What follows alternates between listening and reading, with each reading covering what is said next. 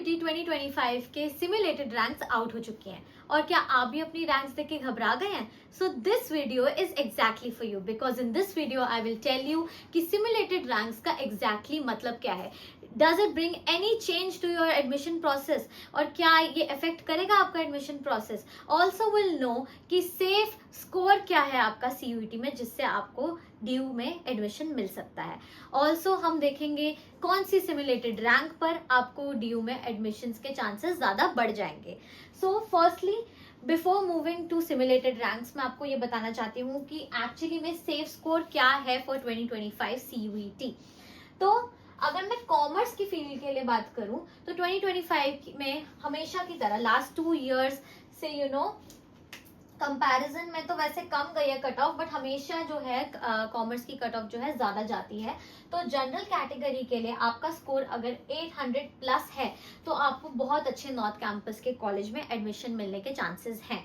और अगर आप OBC है, ST SC तो आपके 600 से लेकर 700 प्लस अगर आपका स्कोर है तब भी आपके एडमिशन के चांसेस हैं बहुत अच्छे नॉर्थ कैंपस के कॉलेज में। बट गाइज ये सिर्फ नॉर्थ कैंपस के कॉलेजेस का स्कोर है, अगर इससे आपके कम भी नंबर आ रहे हैं तो आपका जो है एडमिशन का चांसेस बढ़ जाते हैं, लेकिन वो आपको साउथ कैंपस और ऑफ कैंपस कॉलेजेस में ज्यादा एडमिशन मिलने के चांसेस हैं। ठीक है, अगर ये आपका स्कोर है तो आपका नॉर्थ कैंपस का कॉलेजेस जो है नॉर्थ कैंपस के कॉलेजेस उसमें चांसेस जो है बढ़ जाते हैं। ठीक है, एंड साइंस के लिए हमेशा कट ऑफ कम जाती है, साइंस के लिए इस बार भी कट ऑफ जो है कम गई है और टोटल स्कोर 750 होता है। सो अगर जनरल कैटेगरी में आपका 550 प्लस भी नंबर आ रहे हैं और OBC में 480 से 520 के बीच में आपके नंबर हैं आउट ऑफ 750, तो आपको बहुत अच्छे जो है नॉर्थ कैंपस कॉलेजेस में एडमिशन मिल सकता है। ठीक है, लेकिन उससे कम भी है लाइक 400, ठीक है 400 भी आपके नंबर है तो दैट इज ऑल राइट, क्योंकि आपको तब भी ऑफ कैंपस और साउथ कैंपस के कॉलेजेस में एडमिशन मिल सकता है। आर्ट्स की बात करें तो हमेशा इसकी भी कट ऑफ ज्यादा आती है और for this year 900 plus score is considered good for general category. तो आपके 900 प्लस अगर आ रहे हैं फॉर जनरल कैटेगरी तो आपको बहुत अच्छा नॉर्थ कैंपस कॉलेज मिल सकता है। एंड OBC ST SC के लिए 700 से 800 इज कंसिडर्ड वेरी गुड और इससे कम ऑब्वियसली आपको साउथ कैंपस और ऑफ कैंपस मिल सकता है। एंड गाइज प्लीज रिमेंबर ये जो सेफ स्कोर है ये सिर्फ एक एस्टिमेशन है और जरूरी नहीं है आपको एग्जैक्टली स्कोर पे आपका मनपसंद कॉलेज मिल जाए। आपकी प्रेफरेंस लिस्ट भी बहुत मैटर करती है, आपने क्या प्रेफरेंसेस रखे हुए हैं। ये सिर्फ एक एस्टिमेशन है जो आपको एक आइडिया दे सकती है कि क्या आपका दिल्ली यूनिवर्सिटी में एडमिशन पॉसिबल है कि नहीं है। तो अब देखते हैं सिमुलेटेड रैंक्स का मतलब और जो हर स्ट्रीम वाइज सिमुलेटेड रैंक्स है कंसिडर्ड फॉर एडमिशन। अब समझ लेते हैं सिमुलेटेड रैंक्स का मतलब क्या होता है। सिमुलेटेड रैंक्स जो है वो आपकी सिर्फ टेंटेटिव रैंक्स है। ठीक है, DU ने भी ये बोला है कि सिमुलेटेड रैंक सिर्फ आपकी टेंटेटिव रैंक्स हैं, ये आपके एडमिशन होगा या नहीं होगा ये शॉर्ट आपका डिफाइन नहीं करती। ठीक है, डिटरमाइन नहीं करती। आपका जो ज्यादा मैटर करता है वो है स्कोर। आपका स्कोर, आपकी प्रेफरेंस लिस्ट उससे ज्यादा डिटरमाइन होगा कि आपका दिल्ली यूनिवर्सिटी में एडमिशन होगा कि नहीं होगा।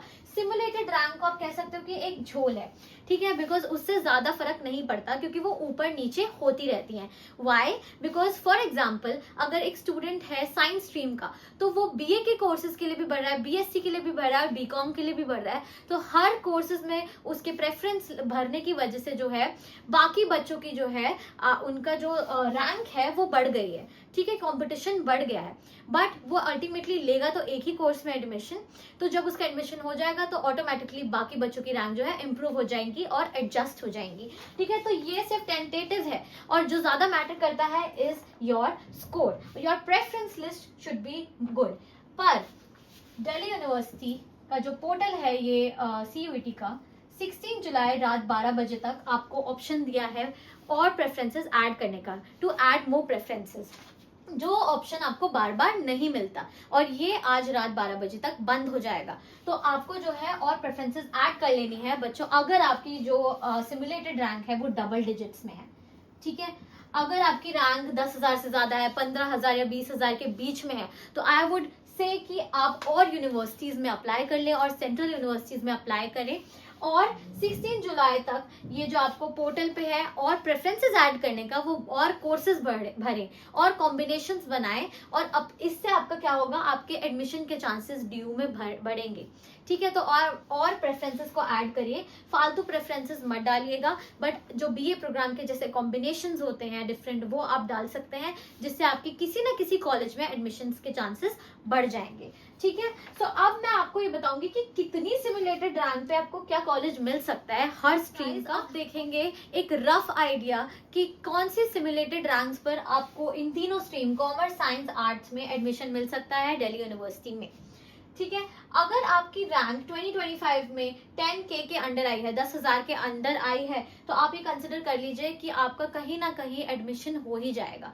आई एम नॉट सेइंग कि आपका नॉर्थ कैंपस में ही होगा, बिकॉज जो कॉमर्स है उसकी जो है कट ऑफ बहुत हाई जाती है, तो आपको बहुत बहुत अच्छी रैंक लानी पड़ेगी, अराउंड 4,000 के अंडर, एक बहुत अच्छे नॉर्थ कैंपस कॉलेजेस के लिए।